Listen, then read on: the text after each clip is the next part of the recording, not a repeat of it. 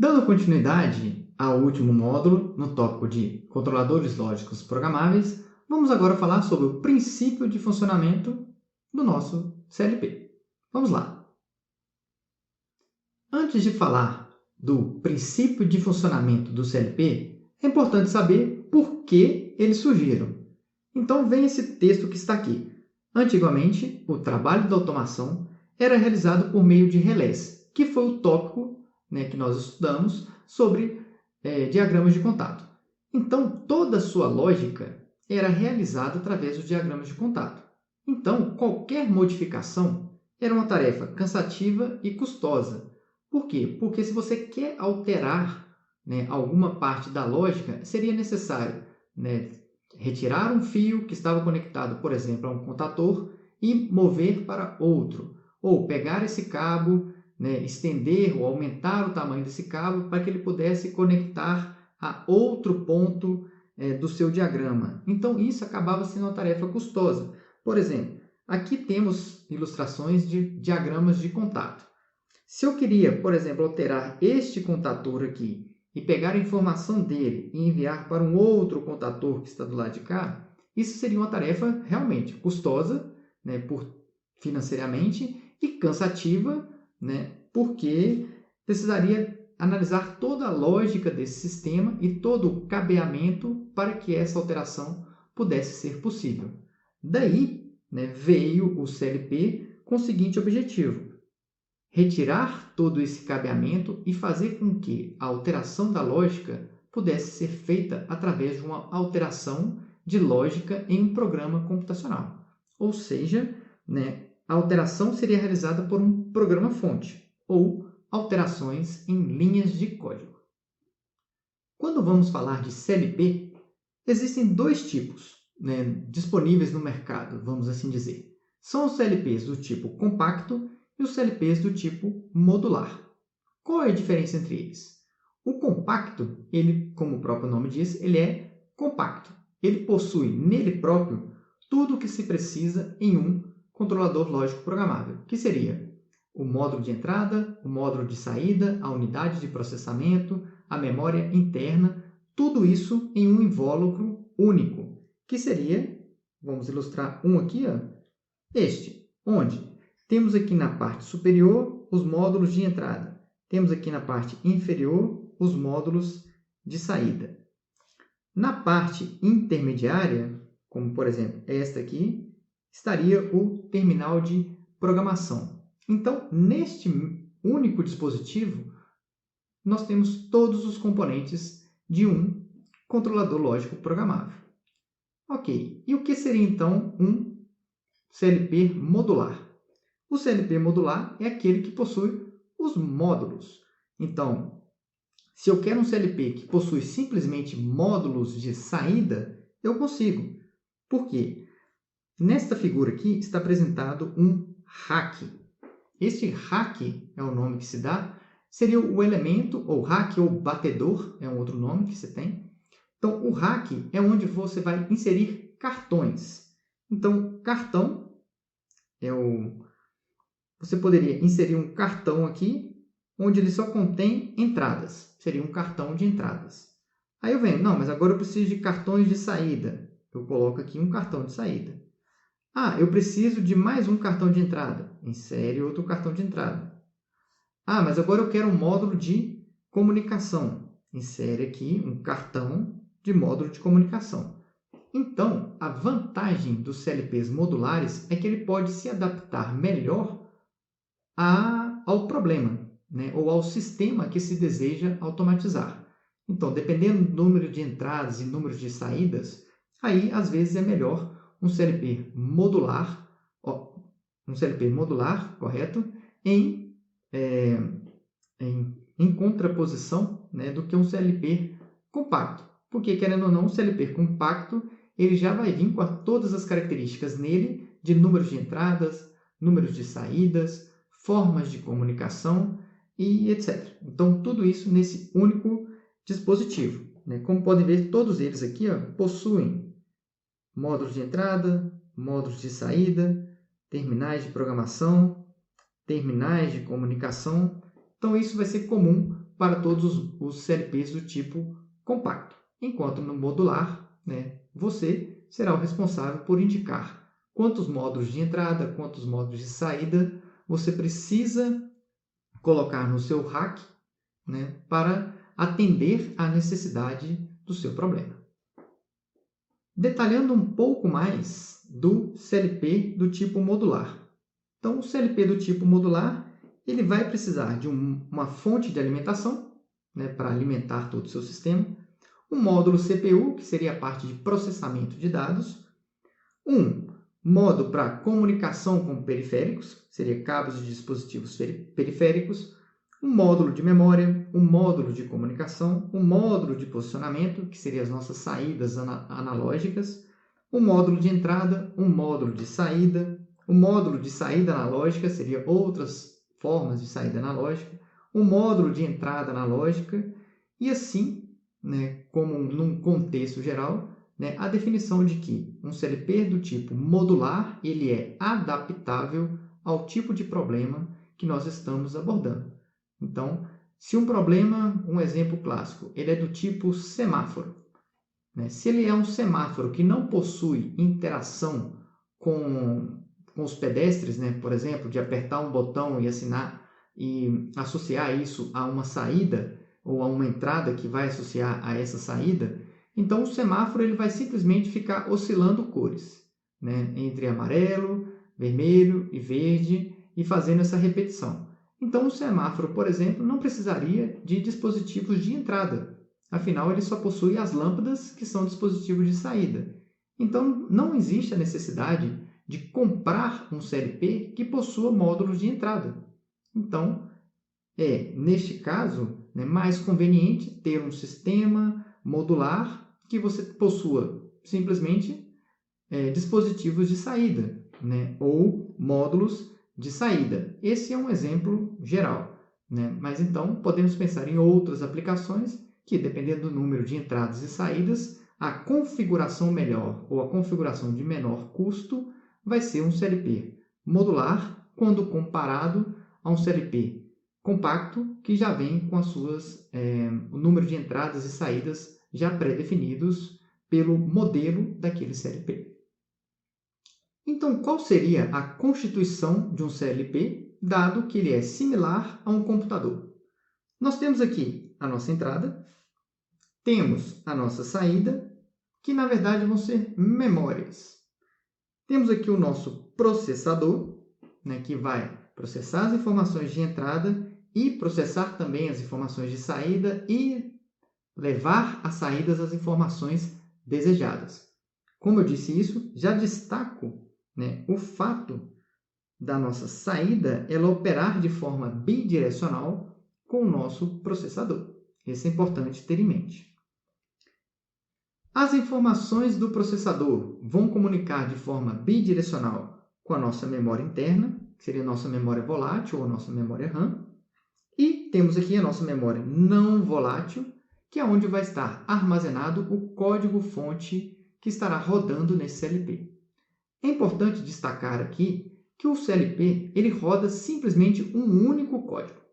Então, se você programou, você vai baixar o seu código no CLP e uma vez que ele está rodando, ele vai executar somente aquela tarefa. Se você deseja fazer alguma alteração ou utilizar o CLP para uma outra aplicação, será necessário, então, colocar um novo código no seu CLP. Porque uma vez que ele entra em modo de operação, comumente dito como módulo run, ele vai rodar apenas aquela aplicação. E essa aplicação vai ser executada em tempo real, ou o tempo que ela gasta para repetir entrada, processamento e saída, ele vai ser pré-determinado. E isso é possível predeterminar em função do tamanho do seu código-fonte. Foi mencionado código-fonte. Então, se ele é um código-fonte, existe uma linguagem de programação. E a linguagem de programação do CLP ela é gerida por essa norma. É uma norma internacional, essa IEC 1131. Se você quiser criar um CLP e criar o seu código para esse CLP, ele deve seguir essa norma. Então, essa norma padroniza a forma na qual um controlador lógico programável funciona. Então, existe no CLP algumas formas ou linguagens de programação. E elas podem abordar desde funções simples binárias, como lógica binárias, até funções complexas, como, por exemplo, somar, multiplicar, elevar, fazer outros tipos de expressões matemáticas, até mesmo algoritmos de otimização. Então, tudo isso pode ser feito dentro de um CLP, mas seguindo as normas e seguindo a estrutura da linguagem. Sobre as formas de programação, existem 3 tipos. As linguagens textuais, que seriam o texto estruturado e a lista de instruções. As linguagens gráficas, diagramas de contato, ladder ou blocos de funções. E o método sequencial, conhecido como graph-set. Eu aqui deixei o destaque sobre diagramas de contato ou diagramas ladder, que será aquele que iremos utilizar nessa disciplina. Então, aqui nós vemos a ilustração de algumas linguagens de programação. Como aqui, primeiramente, nós temos o texto estruturado, que seria essa primeira. Nessa outra imagem, nós temos uma lista de instruções. Aqui, nós temos diagramas de blocos. Nesta outra, um diagrama ladder. E as outras duas, seria o graph-set. Vou até separar aqui, seria o nosso graph-set, que seria uma forma de programação sequencial baseada em eventos. Mas, como foi mencionado anteriormente, o nosso destaque será para este diagrama ou esta linguagem de programação, denominada diagrama ladder, que é a que iremos utilizar no decorrer dessa disciplina. E qual seria, então, o funcionamento interno de um CLP? Como que ele vai processar cada uma dessas linhas de código que colocamos em seu programa-fonte? Primeiramente, ele vai fazer com que cada instrução ela vai ser introduzida em uma memória da CPU do CLP e vai ser executada sequencialmente. O que quer dizer sequencialmente? Se eu tenho 10 instruções, ele vai colocar a primeira instrução na memória. Acabou a primeira instrução, ele vai passar para a segunda. Acabou a segunda, ele passa para a terceira. Assim por diante, até processar a nona e daí processar a última instrução, ou a 10ª instrução. Feito isso, como ele vai funcionar sequencialmente, ao término da última instrução, ele retorna a primeira, que é esse segundo parágrafo que aqui está. Após o processamento da última instrução, em que se encontra na memória, o controle retorna para a primeira instrução. E o processo repete ciclicamente, ou seja, sequencial, porque ele não vai pular de uma instrução para a outra. Isso é uma coisa que não vai acontecer. Isso é uma coisa que não irá acontecer, ele pular uma instrução. Então, ele vai passar de uma em uma, e quando chegar na última, ele retorna à primeira, e esse processo repete-se ciclicamente. Daí, cada ciclo executado em um tempo pré-determinado, então eu já sei esse tempo previamente, por isso que nós dizemos que o CLP funciona em tempo real, e esse tempo pré-determinado dá-se o nome de ciclo de varredura ou simplesmente ciclo de scan. Uma ilustração gráfica do funcionamento interno do CLP, ou da operação interna do CLP, é aqui apresentada. Então, nós iniciamos essa análise partindo das variáveis de processo. Então, o que está aqui tracejado seria o nosso CLP, a parte interna deste CLP. Então, o CLP vai receber as variáveis de processo. Então, as variáveis de processo entram no CLP. Entrou no CLP, a primeira coisa é armazenar essas informações na imagem do processo das entradas. É como se nós tirássemos uma foto da situação atual do nosso processo. Então, como ele está? Tiro uma foto. No momento que eu tirei a foto, nada vai se alterar durante o nosso ciclo de scan. A entrada pode modificar, a saída pode modificar, mas isso, durante o ciclo de scan, é como se ela permanecesse estático. E, na verdade, vai permanecer estática até que todas as instruções sejam processadas. Então, entrou, armazenou na imagem do processo das entradas. Essas informações irão agora para o programa principal. O programa principal ele vai fazer o processamento das instruções. Então, para cada instrução, né, que estiver processando, por exemplo, estamos aqui na instrução 1. Então, ele vai ter como informação as entradas, vai ter como informação as informações residentes nas variáveis auxiliares e variáveis internas, né, que o programa precise.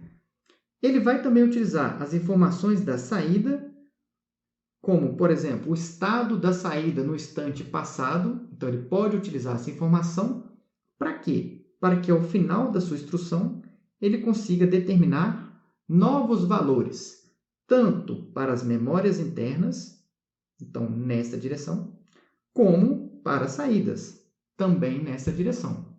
É importante dizer que o programa principal ele não consegue alterar a informação de entrada. Então, colocando aqui de uma outra cor, né, é dizer que esse fluxo aqui ele não é permitido. Eu não consigo atualizar através do meu programa as informações de entrada. O CLP somente consegue atualizar variáveis auxiliares e variáveis internas e variáveis de saída. Daí, o CLP ele continua o seu processamento, terminou a primeira instrução, passa para a segunda. Terminou a segunda, passa para a terceira. Até chegar na enésima instrução. Então, essa é a última instrução e a cada instrução ele realiza esta comparação. É a última? Se sim, né, ele vai fazer com que todas as informações que a cada ciclo foram atualizando a imagem do processo das saídas, que isso é um espaço de memória, então, armazenou na imagem dos processos das saídas, ela vai passar, então, para a atuação. Mas se não for a enésima instrução, aí sim ele passa para a próxima e o processo vai descendendo aqui. Passou da primeira, sequencialmente, para a segunda, terceira, até atingir a enésima. Atingiu a enésima, aí sim, a imagem do processo de entradas,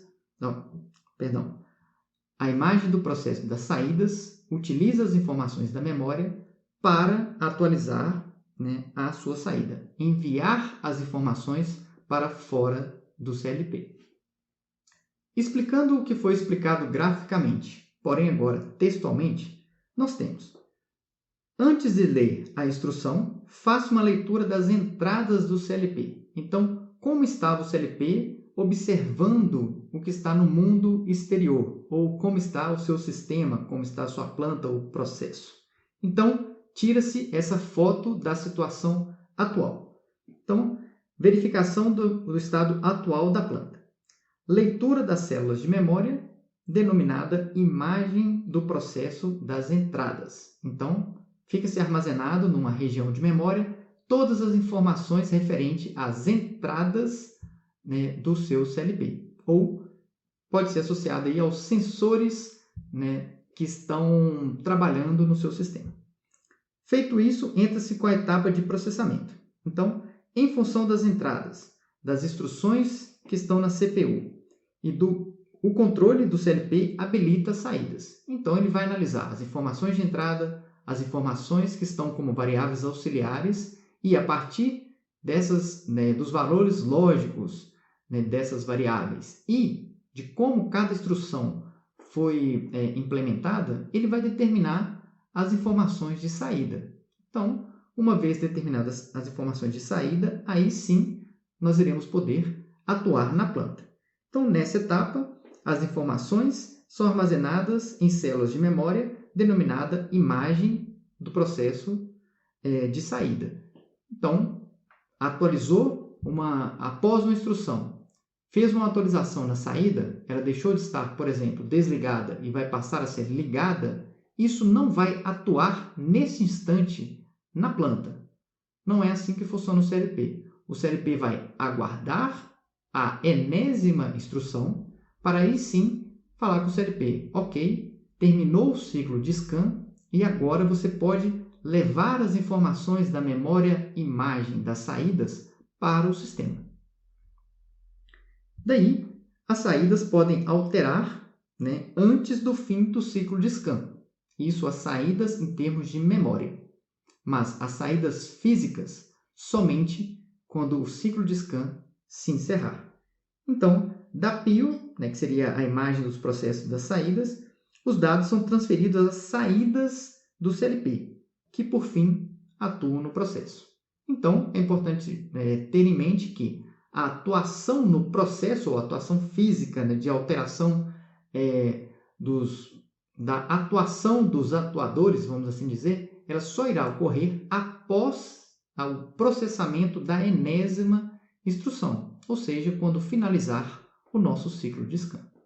E com isso, a gente encerra a parte de processamento ou da operação, ou explicação da operação interna de um controlador lógico programável. E assim, finalizamos esta aula e as próximas já serão como realizar operações utilizando o diagrama ladder em um controlador lógico programável.